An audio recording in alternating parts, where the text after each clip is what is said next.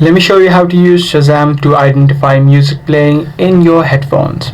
So if you're trying to identify the music playing inside of headphones using Shazam, what you can simply do is first of all open up the platform or the app of Shazam and make sure you have turned on this particular option by heading over to settings and make sure that the pop-up Shazam is toggled on. You can simply toggle this option on if it is not toggled on for you previously, and once you're done that, you can simply head back, tap on Shazam, and once you're done, you can play any sort of music using YouTube or any other applications, and this pop-up window will open up which says still searching.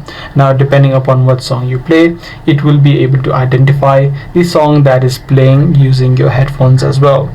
So by following this exact process, you'll be able to use Shazam to identify music playing in your headphones.